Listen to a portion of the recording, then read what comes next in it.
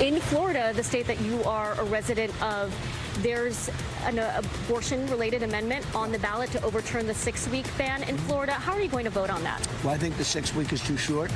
It has to be more time, and so and I've told them that I want more weeks. So you'll vote in favor of the amendment? I am going to be voting that we need more than 6 weeks. A little over 2 months and counting before the election, and already accusations of flip-flopping on both sides of the aisle. Trump now taking heat from some in the pro-life movement after seeming to soften his stance on abortion there, while Kamala Harris faces questions on why she's changed her positions on key issues in her first interview as the nominee. I'm Gadi Schwartz, and this is Stay Tuned Now.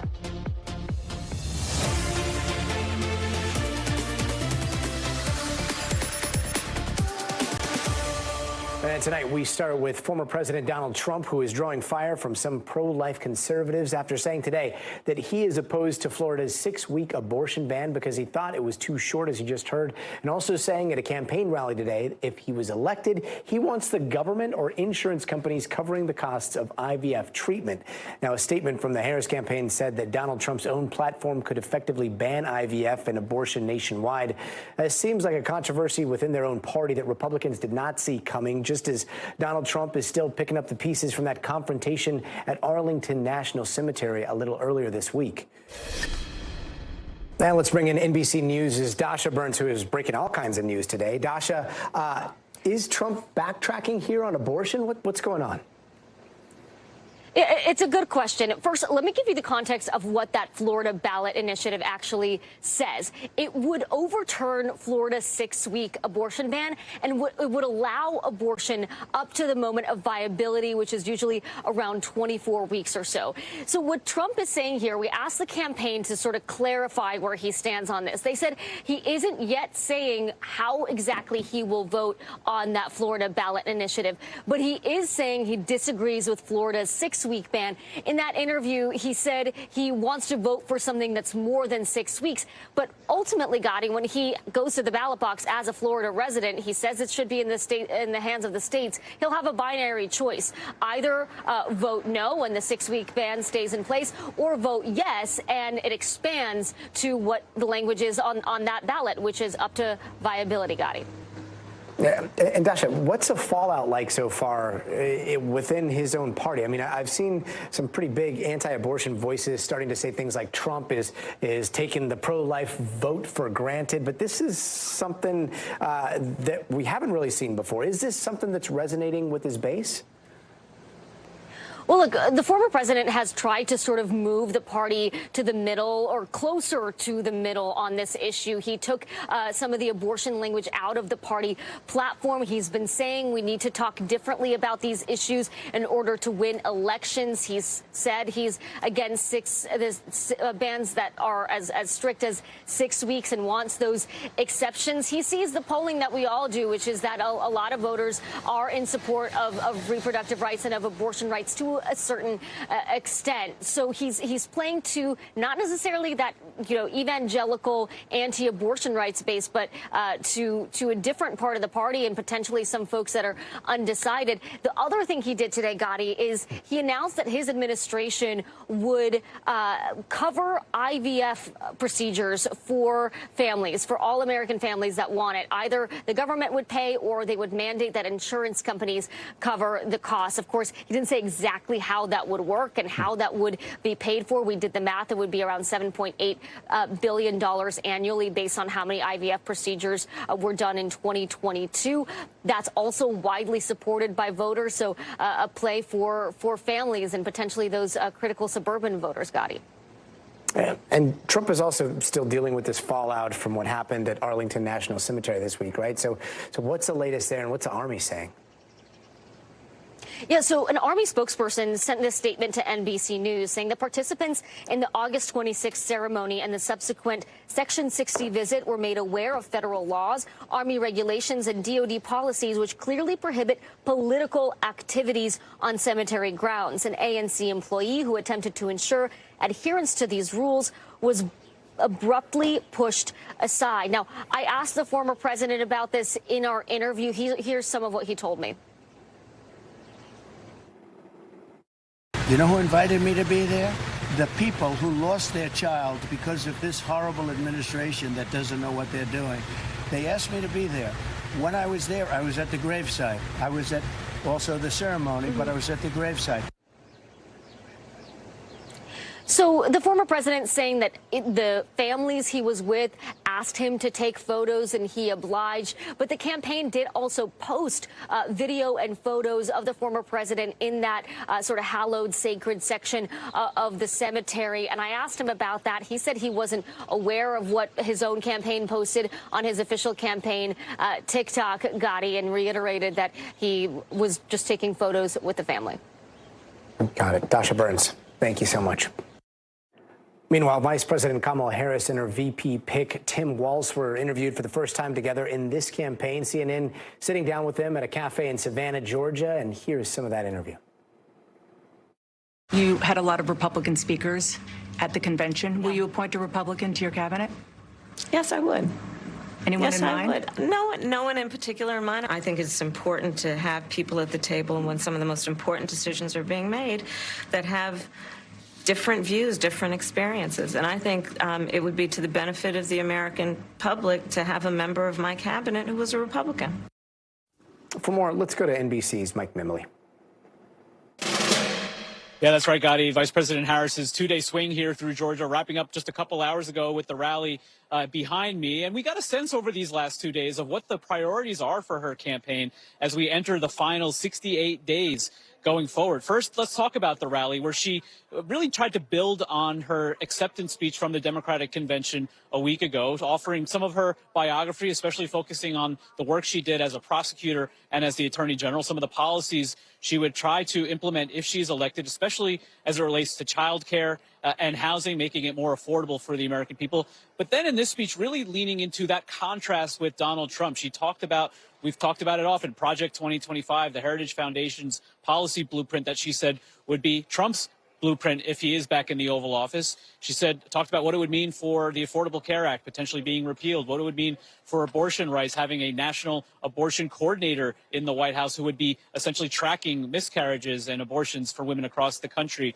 And what we also heard her talk about was that Supreme Court decision that gave presidents broad immunity from prosecution for official acts. She said, given what we have seen from Donald Trump, how he disrespects the Constitution, no one who has done that should be able to stand behind the seal of the president yet again. Of course, also now making headlines as we see more and more come out from this interview she did with CNN, having to answer for some of the policy shifts we've seen from her as a candidate, especially running in 2019, 2020 for the Democratic nomination versus what she's putting forward now. Harris telling CNN that her policies haven't changed because her values haven't changed. She's basically answering those discrepancies by pointing to what the Biden administration has done on issues like climate, for instance, answering why she has maybe changed from her support for the Green New Deal. And on the issue of immigration, talking about her time as Attorney General and the way she would prosecute illegal traffickers of personnel. And the last thing we did was get a little bit of a sneak preview of some more policy to come. As she was on this bus tour in part with Governor Walz, she had a number of stops today with small business owners where she talked about next week potentially releasing a new policy idea that would be a tax credit for small business startups. So this is still a new candidate on the scene at the top of the ticket and beginning to flesh out her policy also as she's preparing for that potential September 10th debate with Donald Trump. Gadi? A new candidate with 60-some days to go. Mike Mimley, thank you. And now to that bombshell report from the Inspector General today, blasting the FBI for failing to protect sexually abused children. Now, this is coming 3 years after the agency admitted to botching the case against Team USA gymnastics doctor Larry Nassar, allowing him to prey on victims for months. And NBC's Ken Delanian has more. Gadi, 3 years after the FBI acknowledged botching the investigation into convicted sex predator Larry Nassar, this new audit finds that the Bureau is still failing to protect children who have been sexually abused. The report by DOJ Inspector General Michael Horowitz reviewed a sample of 327 cases and found 42 that were so deficient that auditors felt compelled to contact the FBI and urge immediate attention. In one case, the audit found that a child continued to be sexually abused for 15 months, and another child victim was abused by the same person while the FBI failed to investigate that case. In another example, a 2-year-old was being abused for 21 months while the FBI sat on the case and failed to take investigative steps. These cases mirror what happened in the Nassar case, even though FBI Director Christopher Wray assured Congress and the public that that would never happen again. Several Democratic lawmakers today were blasting the FBI. Now, in a background call with reporters, a senior FBI official mentioned budget cuts as one reason this mission is particularly difficult.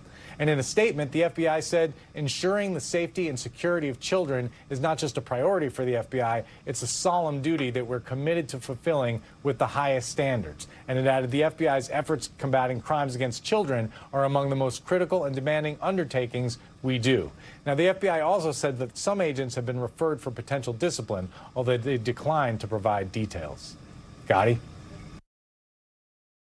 Now, the man accused of murdering 4 University of Idaho students is trying to get his trial moved to another place. Today, Brian Koberger's defense team made their case in court, and this was part of a pre-trial hearing in which Koberger was requesting the trial be moved 300 miles away from where the murder took place. His argument, media bias and mob mentality.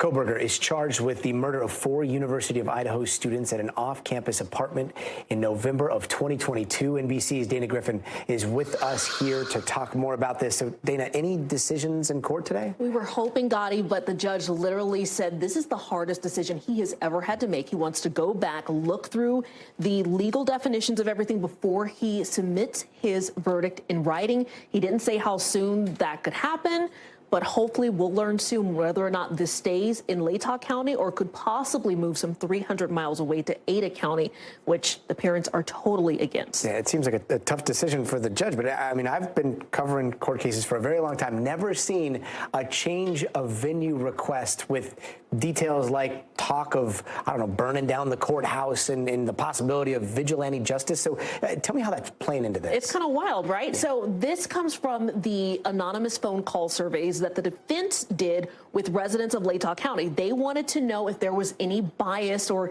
any prejudice within the potential jury pool. And when they asked certain people how would they feel if he was not convicted, some said, well, the courthouse will likely get burned down and that he wouldn't survive if he was acquitted. Just a lot of wild answers. So for them, it presents kind of a safety issue, not only for the courthouse, but for the defendant. But, you know, this really boils down to making sure that he gets a fair, impartial jury. And can they get that out of Latah County? It's roughly 40,000 residents, and only about 25,000 of them can potentially serve on this jury. They're suggesting to move it to 300. They're suggesting to move it to Ada County, where there's some 300,000 residents and a much larger pool. Now, the prosecution is totally against this. They say, hey, just move it to a different county. There are 2 others that are a little bit closer because this is going to present undue hardship for the victims' families who have to drive 5 hours, Kaylee Gonzalez's parents.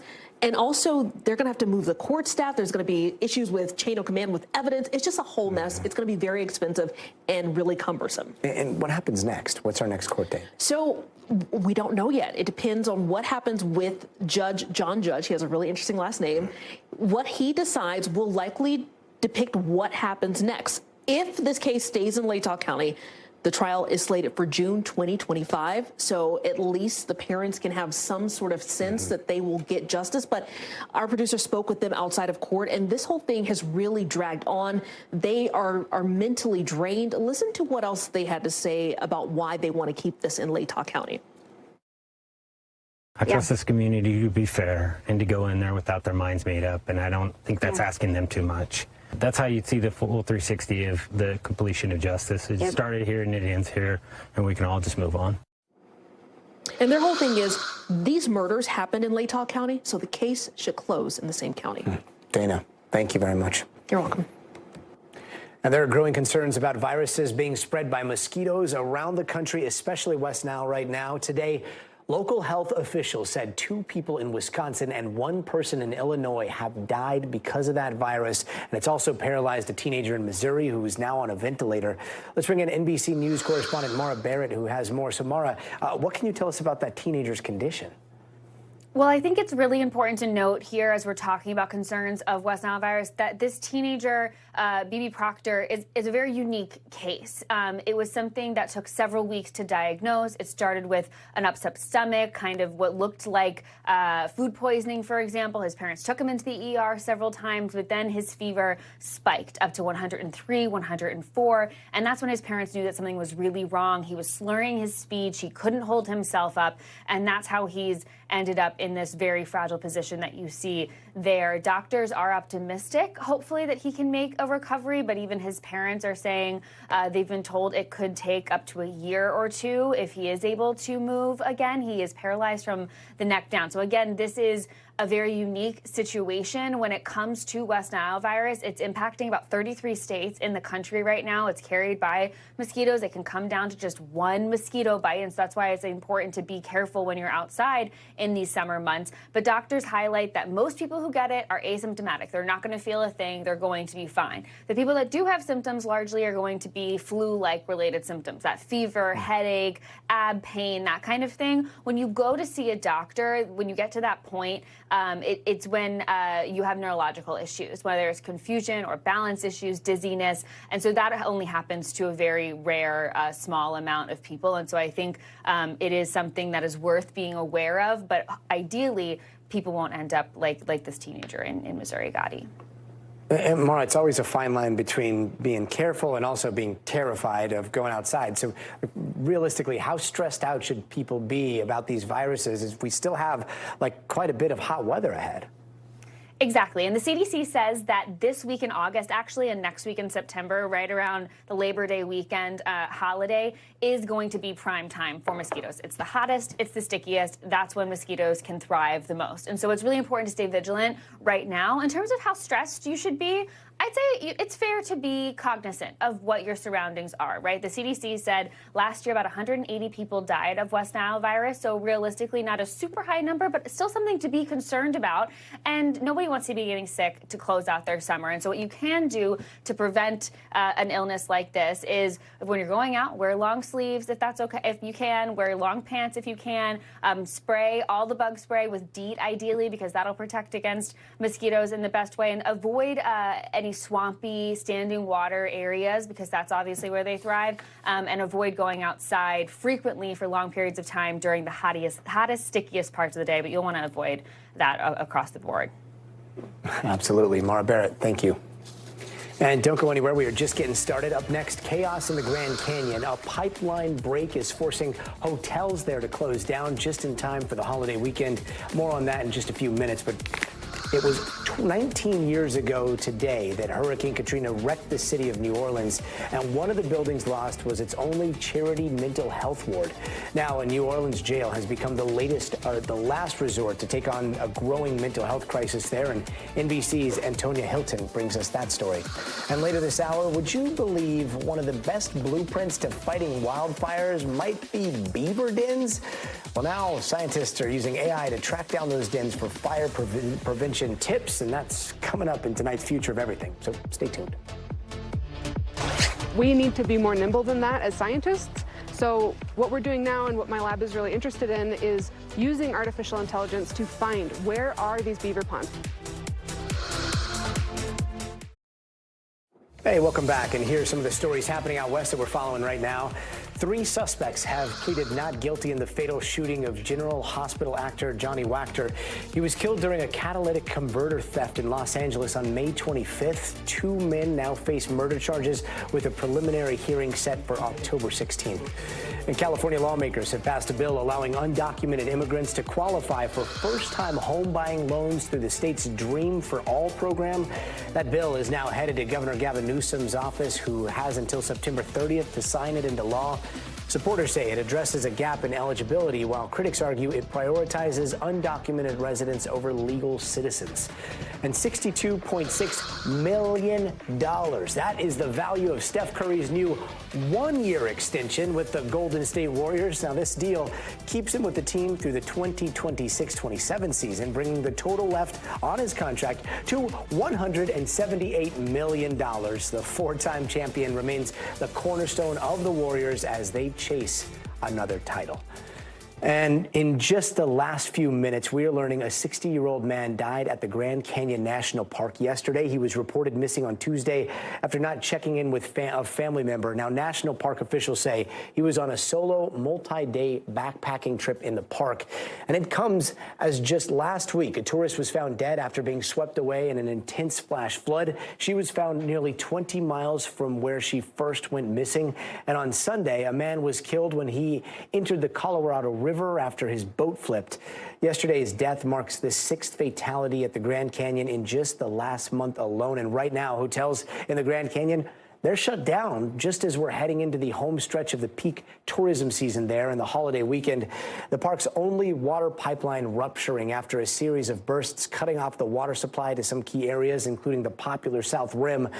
Now, visitors are now stranded as multiple hotels have been forced to cancel bookings. Camping is still allowed, but water access is turned off, and the park is limiting things like barbecues and campfires. We didn't know that it would get this bad this quick. 5 of us had reservations here tonight, both to clean up. We haven't had a shower since Sunday. Yeah. My husband passed away a year ago today, August 29th. And a few weeks ago, I decided I would spend that anniversary here at the Grand Canyon. So I made the reservation. And as people look to change their travel plans, officials there calling on both residents and visitors to try to conserve water, saying in a statement that the measures they are taking are crucial for the safety of the water resources with the goal of restoring full operational status as quickly as possible.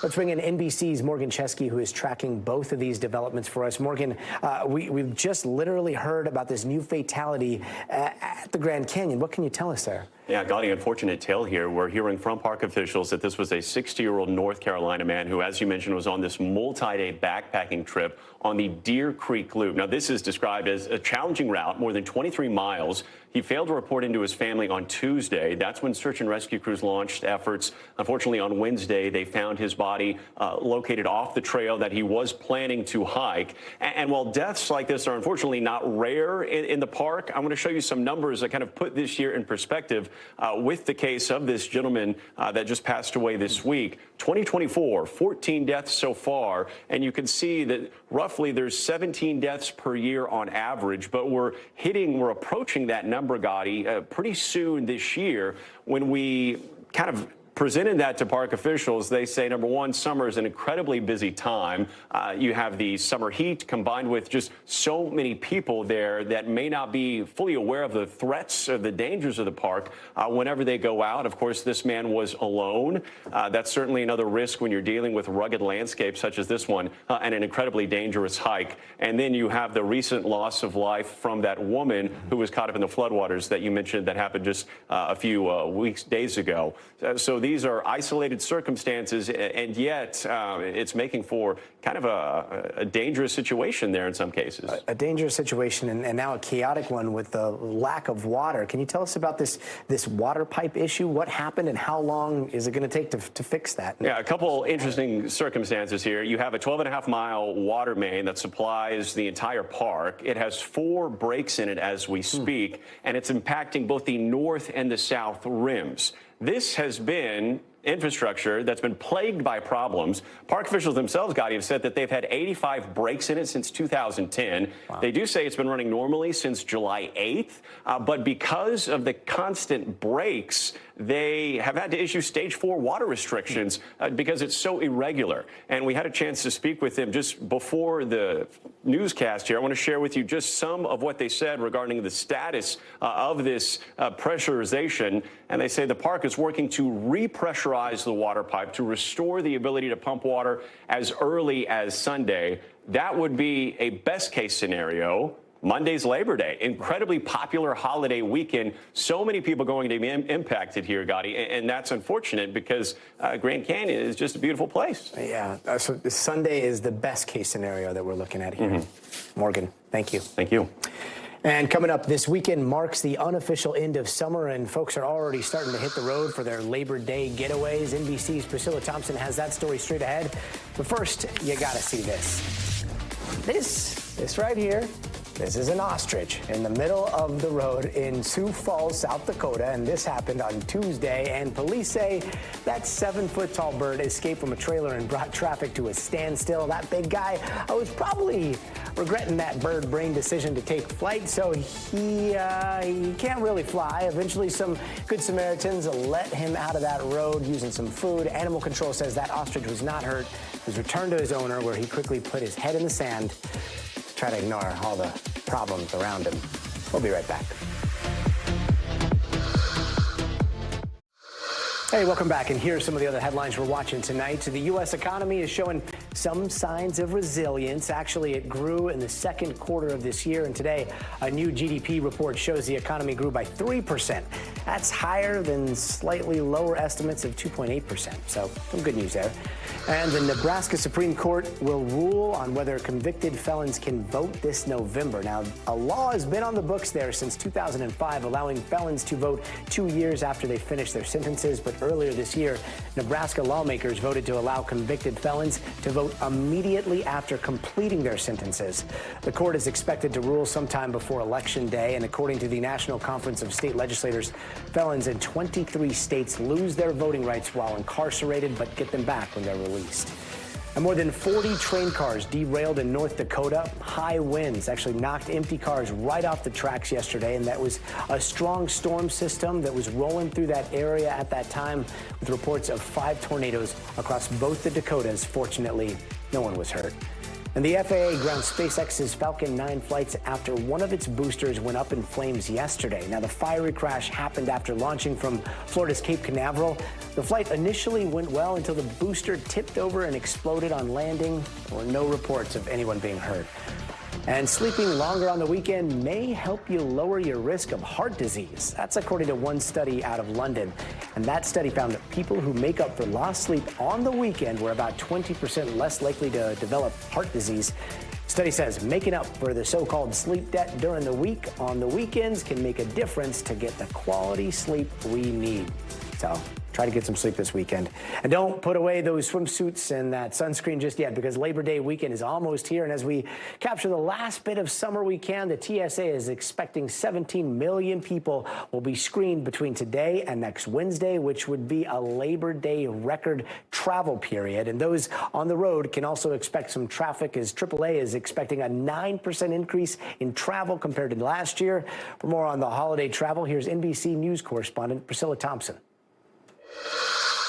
Yeah, Gadi, we are wrapping up a red-hot summer of travel with, you guessed it, more travel. TSA says they expect to screen some 17 million people across the nation's airports, and that doesn't even account for the folks who are going to be hitting the roads to make those day trips or road trips to celebrate this Labor Day weekend. So it is definitely going to be busy. Now, the good news is here in Houston, we have not seen any hiccups. We saw some long lines earlier this morning, but so far so good for folks who are traveling here. I will say it has not been the same for everyone across the country. We saw issues earlier today at an airport in Florida where they were having some baggage claim issues, so there was a bit of a pileup there. We also saw overnight in Denver, one of the trains that was taking folks to the different concourses stopped working, and so all of those trains actually, and so we saw a lot of crowded terminals there as folks were trying to figure out how to get around. And of course, that really scary moment yesterday when that flight that was on its way to Chicago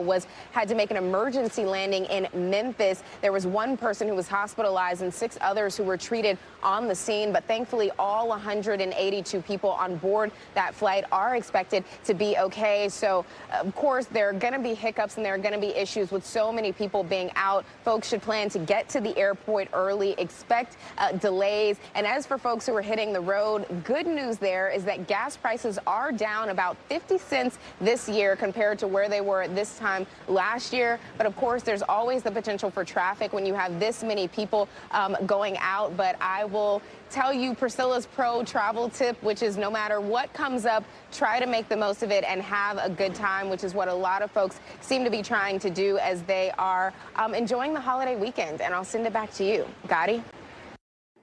And speaking of Labor Day, if your fingers are crossed for sunny weather and great temps as summer comes to a close, well, there's hope for a lot of the country. Maybe, I'm hoping there is at least. I don't know. I'm not the weather expert, but our good friend Angie Lastman is. She joins us now. So, Angie, sorry to set you up like that if it's looking horrible, but what is the weather looking like for those that are traveling this holiday weekend? Listen, Gadi, I've got a couple of things to deliver, some good news and some bad news. So let's talk about the bad news first when it comes to travel, and then we'll get to the good stuff. Tomorrow, we'll likely see the potential for some strong to severe storms, and that's going to be centered from basically the Midwest and then down towards possibly the Gulf Coast. We'll see some heavy rain. It'll be the chance for, of course, you guessed it, some delays. The main spots that we're looking, Chicago, St. Louis, Houston. Those are the areas that we're likely to see some delays for our air travel. When it comes to hitting the roads, I think I-10 along the Gulf Coast will see some heavy rain. We know it's always difficult for travel on roads with flooding concerns. And then Chicago to Oklahoma City, I-44, I-55, we could see some soggy conditions there with some thunderstorms in the picture. Now, when we look ahead to Monday, it's mainly the areas across parts of the Southeast and the Gulf Coast that we once again look to be unsettled. That means that we'll likely be seeing delays for Houston, for Tampa, maybe Charlotte, Atlanta. We know those are hubs. Not great for travel on those 2 days, Gadi, but there is some good news still in the forecast in other spots. I was going to say, yeah, wait, hold on. All right, so that's the bad. What's the good looking like? Okay, so the good news is we do have some sunny conditions in some spots. So let's take a look at those. Beach day on Monday across parts of the Northeast. We'll see plenty of sunshine across the Great Lakes, and this really stretches out to the Pacific Northwest, too. Honestly, these temperatures in some of these spots are golden. We've got 70s across the Midwest and the Great Lakes, set low 70s in some spots, and the humidity has really come down from what we dealt with earlier in the week.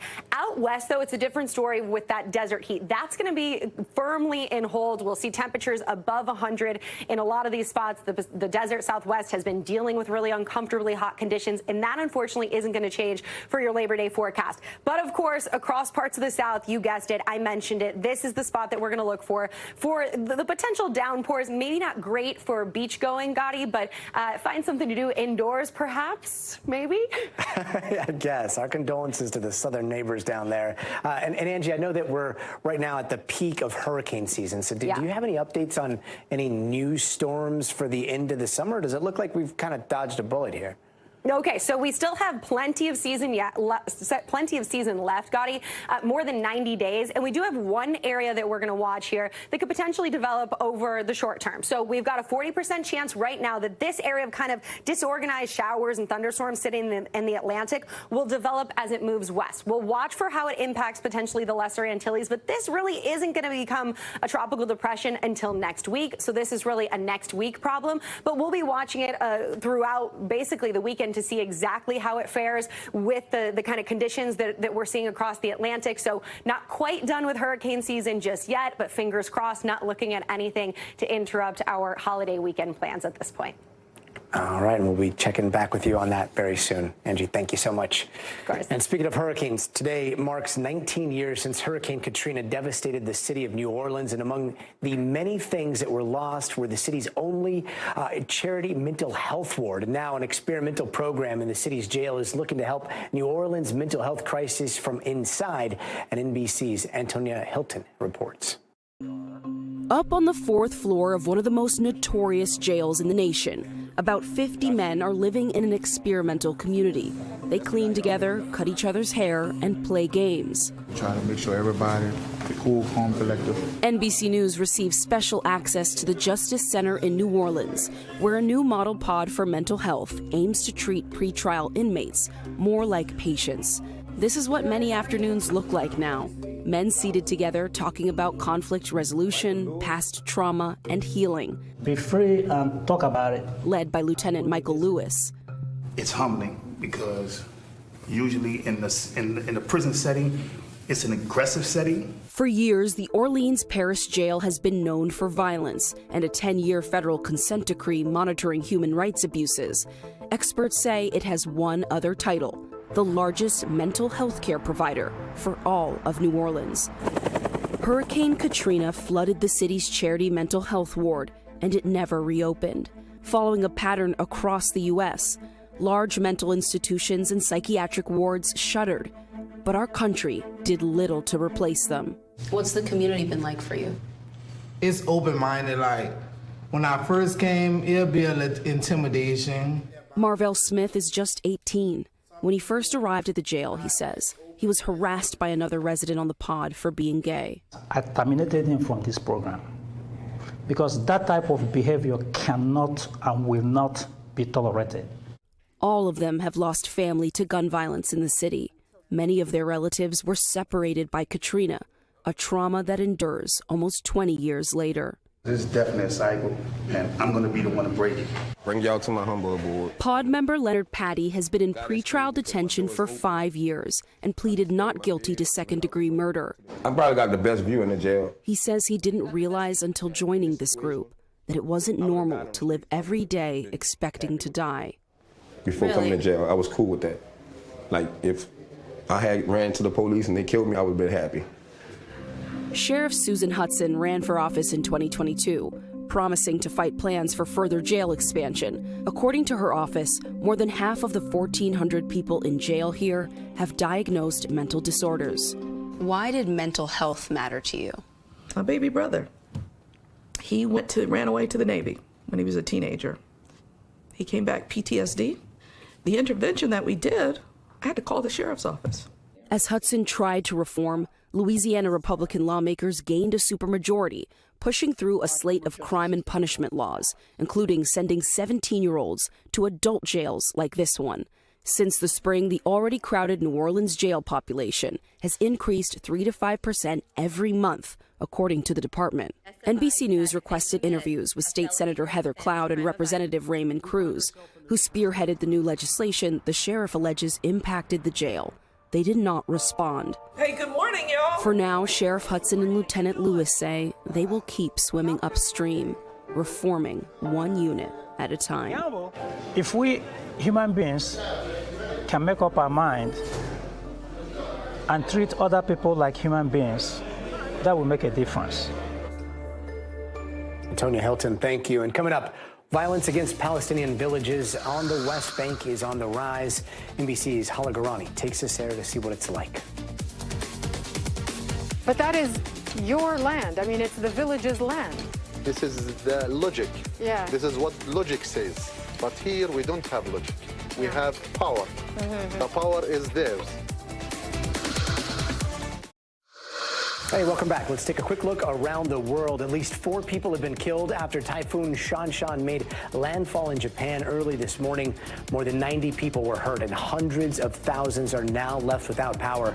After making landfall, that typhoon weakened to a severe tropical storm and is headed northeast. The government is urging millions to evacuate.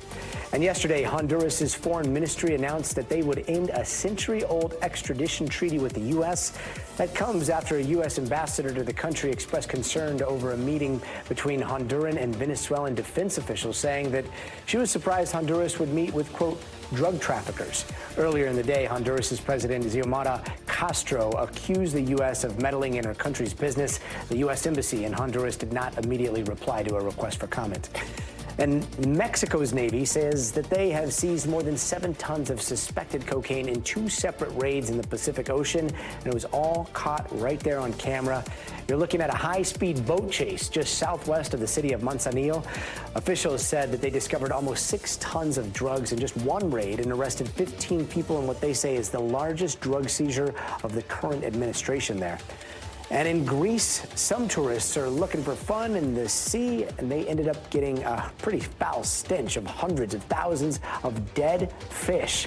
Officials say that is the aftermath of a huge flooding event last year, and they are worried it could have lasting effects on the local environment there. It's already hurting the economy of the port city of Volos. Commercial activity there has dropped about 80% over the last 3 days. And tonight, a major blow to Ukraine's war efforts. One of their top fighter pilots was killed during a massive Russian aerial attack. The attack destroying one of the military's new U.S.-made F-16 fighter jets. Now, it comes as both sides are pushing further into each other's territory. And NBC's Aaron McLaughlin is on the ground in Ukraine with the latest. Tonight, the Ukrainian Air Force announced a newly arrived F-16 fighter jet crashed during the massive Russian missile attack on Monday, killing top Ukrainian pilot Lieutenant Colonel Alexei Mess. Known by his call sign Moonfish, he spoke to NBC News months into the war. It was the most intense at the very first couple of days. The cause of the crash is under investigation as the deadly game of who blinks first continues, with Russia gaining ground in Ukraine's east, while Ukraine takes more land in the Russian region of Kursk. The Russian border is a straight shot that way. This week, we visited the Ukrainian city of Sumy, less than 20 miles from the Russian border, now the staging ground for Ukraine's historic invasion. Putin has said Russia has no borders, this Ukrainian officer says. Now we've shown we can enter Russian territory. We spoke with a Ukrainian commander inside Russia. NBC News is withholding his name at the military's request for security purposes. Are you gaining ground? Yes, little by little, he says. He tells us they've been given strict instructions as to how to interact with Russian civilians. We were told to help them as much as we can, he says. Every 2 hours, you hear some explosions. Across Sumy, resident Irina Olyanitska says she wants more help from the West. The support should be stronger. You make negotiations with the Russians today, they're gonna kill you tomorrow. Aaron McLaughlin, NBC News, Sumy, Ukraine. And tonight, a brief moment of pause in the Middle East. The World Health Organization says that Israel and Hamas have agreed to a zoned 3-day pause in fighting. Now, that'll allow the WHO to administer vaccines for thousands of children there at the risk of polio. Now, earlier this week, the agency confirmed that at least one baby is now paralyzed because of the disease, and that is the first case of its kind there in decades. Meanwhile, Israel says at least a dozen militants, including a top commander, are now dead in the West Bank. And as the violence across the region continues to spread, NBC's Hala Garani went there to the West Bank to speak to those most affected. They came in broad daylight, about a dozen settlers setting fire to olive trees in the village of Burqa, one of 1,000 documented attacks in the occupied West Bank. Residents say violence from settlements, illegal under international law, has exploded since October 7. They put the fires sometime in here, other time in here, sometime further to the other areas. Burqa Mayor Sayal Kanan says the war in Gaza has made a bad situation worse. Why do you think it's increased since October 7th? What is different about this time? Because they have now a huge excuse for them to do what they plan. I feel Burqa now is subject or planned to put lots of pressure in the citizen to move out of the village. He says men from one of 5 settlements around Burqa also killed sheep, joined by others, torching cars and barns in regular attacks. In addition to attacking farms and killing livestock, settlers have stormed this village and damaged residents' personal property. They set fire to about 50 cars here in an attack last April.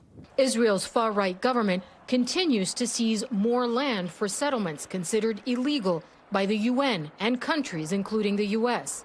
Land deemed essential for a future Palestinian state. Some settlers have directly confronted journalists reporting on the violence, like our crew in December near Hebron. Stop the camera. Get in the car, now. Yehuda HaKohen, a settler from Beit El near Ramallah, agreed to speak to us in Jerusalem. He denied witnessing acts of violence, but says the West Bank is Jewish land. The only method of resistance we figured out so far is to create as many Jewish communities as we can. So you say you would never leave the West Bank, no matter what? No, and I'm willing to fight to stay. For Palestinians, these words mean more displacement, violence, and occupation. Last November, I visited the home of Bilal Saleh's family in the Palestinian village of Asawiya. A street vendor killed by a settler from the nearby settlement of Rehalim. His mother-in-law, Muna, heartbroken then, still can't stop the tears more than half a year later. Every day that passes, our yearning for him increases, she says. On the same rooftop we filmed from last November, Bilal's cousin Mohammed says life has gotten much harder since October 7th. Even harvesting their own land is now off limits. But that is your land. I mean, it's the village's land. This is the logic. Yeah. This is what logic says. But here we don't have logic. We have power. The power is theirs. And we cannot do anything with our land. The suspect in Bilal's killing, an off-duty soldier, was briefly detained and later released. The IDF told NBC they will not comment on an ongoing investigation. Even when Palestinians use the judicial procedures, when they use law and file a case against settlers or against the state in order to provide them protection to go back to their lands and to their homes, the judicial system seems also complicit in postponing these hearings, not pushing the state to provide protection to the families. Back in Burqa, residents have installed metal guards on their windows after rock-throwing attacks by settlers. In the deserted town square, we only saw a few villagers out in the summer heat, many staying behind closed doors in fear of the next assault.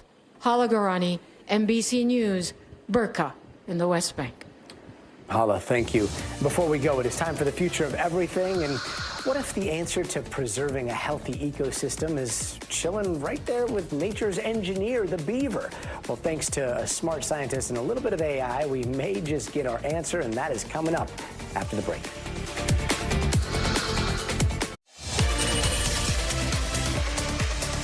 Welcome back. Time now for the future of everything, and journalists in Venezuela are feeling the heat when it comes to reporting. But in the month since that disputed election there, journalists are starting to use AI to get their stories out, despite a very heavy media crackdown. NBC News correspondent Ellison Barber has that story.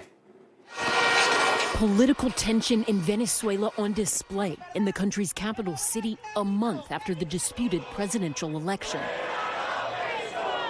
Opposition leaders singing the national anthem, protesters holding signs thanking democracies for standing with them as they call for President Nicolas Maduro to step aside. In the decade since Maduro took office, Venezuela has fallen deeper into political and economic turmoil. But those who oppose him hoped last month's election would be a fresh start, that they'd have a new Venezuela under the leadership of Edmundo Gonzalez. They published what appeared to be authentic tallies from 80% of polling machines showing Gonzalez winning by more than a 2-to-1 margin, according to an Associated Press analysis of those tally sheets. Edmundo Gonzalez won by a landslide, 67% of the votes. Also, we were able to gather original tally sheets. We were able to digitalize them. We have them on a web page so that everybody in Venezuela and abroad can see the actual official results. Amid the internal and international concerns over election irregularities, Maduro doubled down. Addressing a crowd of supporters from the presidential palace, he said, "Y con la moral constitucional." With the constitutional, institutional, Bolivarian morale that we have, we demand the world not to stick their noses in the internal affairs of Venezuela and to respect the sovereignty and the internal life of Venezuela. Maduro is also facing renewed allegations of punishing those who speak out. Carmela Longo, a well-known Venezuelan journalist, was detained in Caracas on Sunday. She'd announced her departure from a pro-government newspaper after 20 years, and less than a week later, a local journalist union and local rights organization said police raided her home and took her into custody. She was released, but is now charged with terrorism and inciting hatred. At least 8 other journalists have been detained since the July 28th elections, according to the Coalition for Women in Journalism. Venezuela is ranked 156 out of 180 on the World Press Freedom Index, with the country's freedom of information marked at a level considered very difficult. Reporters Without Borders describes Maduro's policies as a communication hegemony that threatens the existence of independent journalism. And now, an unlikely source is trying to shield independent journalists. Hola, chamos. Estamos de vuelta con otro episodio de Operación Retweet. Artificial intelligence. Las protestas tuvieron un efecto bola de nieve y se extendieron de polo a polo. The reporting is real, but the person you see on screen is not. It's AI. Recuerden que aunque nosotros no somos reales, nuestros contenidos sí lo son. Y provienen de medios con información verificada. Connect Us, a journalism platform based in Colombia, coordinated the initiative. The group's director, Carlos Eduardo Huertas, told The Guardian the AI newsreaders are a necessary tool for Venezuelan journalists, aimed at protecting their identities so they can freely report, because in Huertas' words, being on camera is no longer sensible. Allison Barber, thank you. And finally tonight, beavers, firefighting, and AI. Not a sentence you'd ever expect to hear when it comes to tackling one of the biggest threats we face in places like California and Colorado. But one researcher is starting to think that beavers and their dams might hold secrets when it comes to creating healthy ecosystems, and they're using AI to dig a little deeper. NBC's Brad Hicks shows us the hunt to find where nature's most industrious engineers are already working their magic. Emily Fairfax is taking us to a miracle in the Colorado mountains. This is one of their water highways. A beaver habitat that was surrounded by the biggest wildfire in the state's history. So what I'm out here doing today is first checking to see if the beavers are still here. It's been about 4 years since the fire. The hillsides are still charred, but the beaver habitat is green, lush, and thriving. We struggled to fight this fire, and we struggled to protect structures of our own, but the beavers here are protecting their house and then this entire wetland ecosystem just through their normal engineering behaviors. By following the lead of beavers and building on what they've built, scientists believe we can improve our own resilience to wildfires. It's only very recently that we've really seriously thought about the fact that beavers are preserving thousands of kilometers squared of area during wildfire. To do that, they need to know where the beavers are, which for decades has meant mapping each beaver dam manually. It can be thousands and thousands of beaver dams in a single watershed. So this was massively time-consuming. We need to be more nimble than that as scientists. So what we're doing now and what my lab is really interested in is using artificial intelligence to find where are these beaver ponds. With 100 lines of code, she has created a computer that can detect beaver dams. When it makes mistakes, it learns from those mistakes. It's surprising how fast the machine can learn sometimes. The model's getting smarter and smarter and better at finding the beavers. Now, what used to take a month can take minutes. And with wildfires becoming more frequent, there is no time to waste. Beavers are their own kind of fire managers, but we do fire mitigation work too. So it's really important to know where the beaver ponds are so that we can build off of what they've already done. We can't do that if we don't know where the beavers are. Brad Hicks reporting. How about that, Brad Hicks? Thank you. That does it for us tonight. I'm Gadi Schwartz. We'll see you here tomorrow, but until then, stay tuned now.